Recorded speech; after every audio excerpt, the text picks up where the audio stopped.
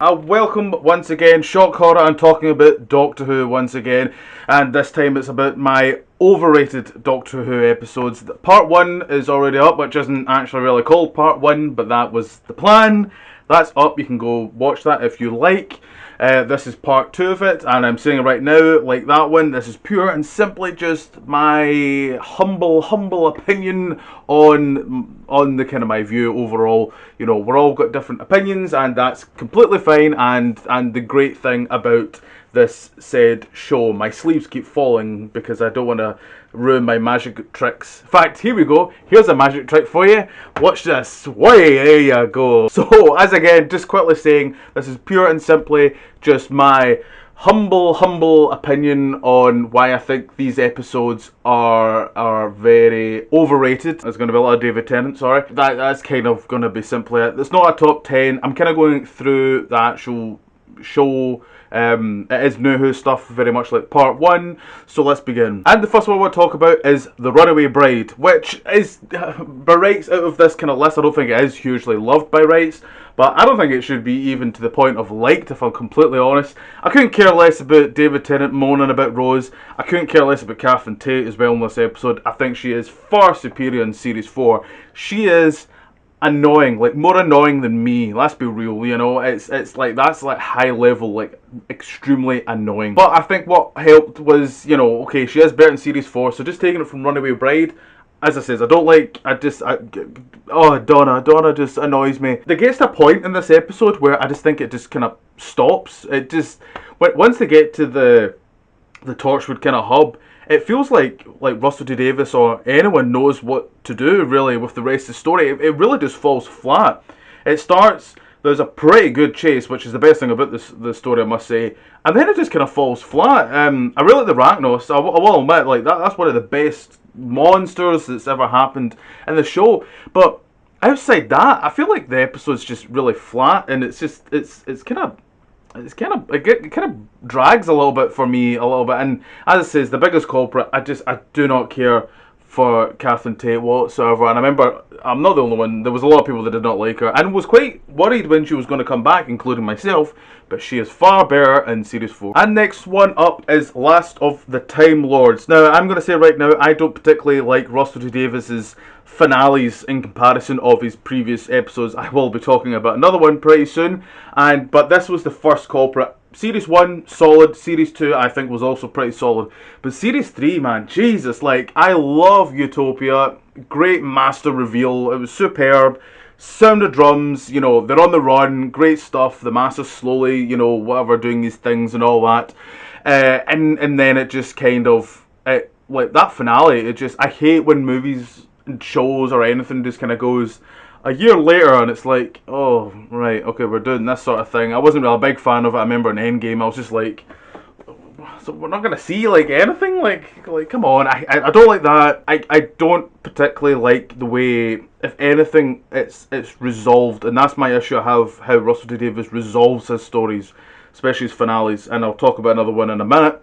I don't like the whole God complex that the Doctor has. That just solves the plot way too quickly and easily. I don't particularly, when that just kind of happens, it's just like, oh, right, okay, that happened because people was saying his name, and then so you got all shiny and stuff, and I still don't really get what that was all about, to be honest. And the biggest culprit why I just don't like this story, and it falls flat so much, and it ruins it a little bit, the experience. No one remembers it. No one remembers the year, apart from that kind of little group there. And I think that's such a shame, and I think that really is such a... What's the word? Oh god, a dyslexic man trying to think of words. This is scary now. It hinders the story. I don't know. I'm trying to think of the word. Oh god, there's words. Why is there so many words? It just feels like it loses the kind of momentum of when it's just, oh, all that happened, what the Master did, it means nothing. And I think that's just such a shame. I hate when anything does that sort of stuff. I think it kind of, it ruins the power of what the Master's actions does, and it impacts it badly. Next up, Partners in Crime. I was actually going to talk about New Earth, but I don't I don't actually think it is as loved. I think Partners in Crime is much more loved. I think in time New Earth has really not been well liked, and quite right, because I couldn't care less about New Earth and the Doctor and Rose. But Partners in Crime, I do like Dawn. I will admit like that. But what is going on with the whole, pills and big people and they take the pills and these adipose come out, which clearly wasn't just something because somebody went to Russell T Davies went, we've got a toy, by the way, we want this. This was the moment where I was watching it going, wow, I think I'm starting to really get off Russell T Davies here. I'm just really not into this kind of kind of Doctor Who that he's doing now. It's just the shot of them all just walking along the streets. It's like, oh, that's cute, but then it's also at the same time, it's kind of like, I feel like this is why people think Doctor Who's a joke. It's stuff like this, and Doctor Who shouldn't be like that. I think there's a fine line, and it got past that line for me where it felt like a joke. And there was a sonic pen as well, which, don't get me wrong, I have. It started to feel like a dip to me. I didn't particularly really enjoy that aspect. A lot of that kind of creeps in with me, Russell T Davies, and I think it's the kind of issues I have when, as I say, there's that fine line of you pass it and then you're making Doctor Who feel like a joke, and I think that's when that did happen. And next up, talking about another finale, is Journey's End. Yes, I probably more so than the last of the time was. I just feel Journey's End just goes completely flat after like Turn Left is so solid. What probably one of actually Russell T Davies' best stuff. And then Stolen Earth, you get all the characters together. The Daleks are just go absolute ape all over everything. They're just shooting beams and they go pew pew everywhere, and it's great. It is. The build up to Davros, and then he just kind of like he's fine in the finale. You don't really get much of him. That's be real. And the Daleks just become an absolute joke again. I hate when they do it any time in Doctor Who, when they push Daleks. They make them look so silly. They make them look so. The villainous card really goes downhill once that happens, and I just don't like that stuff. I remember watching, and I know many in my kind of age group, because I'm in my late 20s now. There was the big finale and of Stolen Earth, and it was like, oh my god, is David Tennant going to turn into the next Doctor? This could be interesting. A finale introducing a new Doctor. But no, it was just clearly just to get more viewing figures, and Russell T Davies did that a lot, man. Like, Voyage to Damn getting Kylie Minogue, the next Doctor, which I hate so much because that was just such a marketing ploy, which I just it brings a bad taste in my mouth. That sort of stuff. I'm not a fan of that. And Journey's End feels like that. But the ending just doesn't feel. Oh, here's the ultimate bomb. We can blow them up and all that sort of stuff. And it just doesn't feel.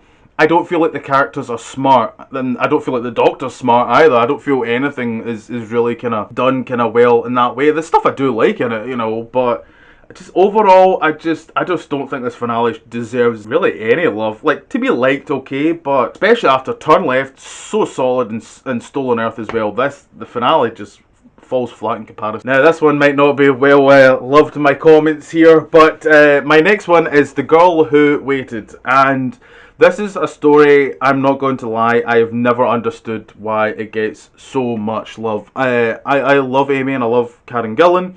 I'm not going to say anything against their performance. I think Karen does a great job, as well as Arthur Darwell, as well as Rory. I think they are great. But this is just simply more just my personal taste of just simply, I don't get it. I don't see why. I watch it and I go, yeah, it's good, but why is it so lovely? People put this like really high up. I might do a video on it. I was going to do like a little kind of, just a look of how IMDb kind of their reviews of what people have kind of given it and all that, and it's high. It's really up there, and I'm like, why is that so high?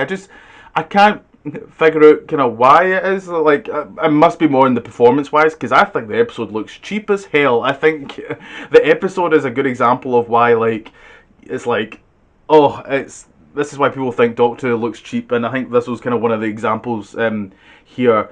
The only bit I did really like was the one take shot where Arthur Darwell wasn't taking for ages just to press a goddamn button so they could get Matt Smith to swap on the other side. But there's nothing much I can say about this, and that's the problem. I don't get the love. This one's more, I don't get the love. And next up, the woman who fell to earth. Now that's rewind a little bit, and you think of how, you know, Russell T Davies started his new era. You know, the cameras in the sky, it sweeps down. Oh, you go into Rose's, you know, flat, and you're really into, you know, her world and such like. You know, Moffat, his era starts actually quite very similar. You know, it's in space and it flies down. Oh, the TARDIS is crashing. It's a great shot. You know, and then you've got Chibnall's here. Oh, how's he going to be exciting? His first shot, really to reel you in. Yeah, it's a boring video of Ryan on YouTube.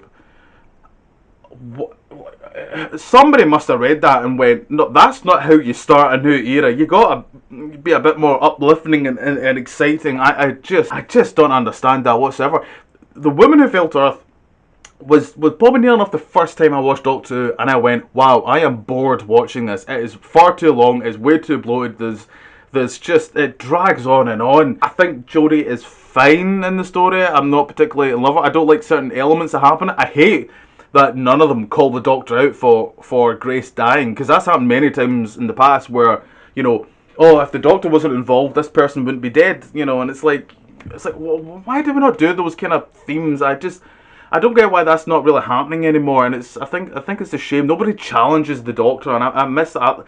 That's why I did like, you know, I like when Rose and, you know, and Donna and Amy, you know, Clara, like, especially Bill actually, if anything, like, they would challenge the Doctor if they felt like they went too far, and there's none of that kind of here, and it's just like, there's not a moment in this where I was just like, oh, this is her kind of, you know, moment here. You know, Tennant, when I can think of, you know, it's the Sycorax, you know, ship, the 11th Hour, which really that whole episode is just frankly fantastic, really, when Matt's on the, you know, on top of the building and all that, and Capaldi, when, I always like the bit when he's, when you think he's kind of, you know, he's kind of gone and all that, then he actually comes back to Clara, but here there's nothing that I kind of go, okay, I'm sold, I'm into, you know, and that's not always the case. It does take some episodes, but normally you get like a little hint, really, and that's not Jodie's fault, you know, that's Chibnall! But yeah, it's just, and when I see people, you know, love it, and, you know, all power to them. If they get something out of it, I'm glad someone does. But for me, it just, I was quite actually a little bit excited, because it's like, oh, this is exciting, you know, come on, it's you know, it's the first female Doctor, you know, it's something different, it'll be something new and fresh, and it didn't feel anything of that. I didn't get much out of it. So that's my kind of list of my kind of overrated episodes. I'd love to know what you guys think. There's going to be loads. Do you hate my picks? Of course there'll be folk that hate my picks. I hate me, so, you know, bring on the hate. Bring on the hate, who knows. Comment down below, tell me what you think. You can follow me on Twitter. I keep forgetting to say this stuff. You can follow me on Twitter and Instagram. My name is the Ginger Geek 92.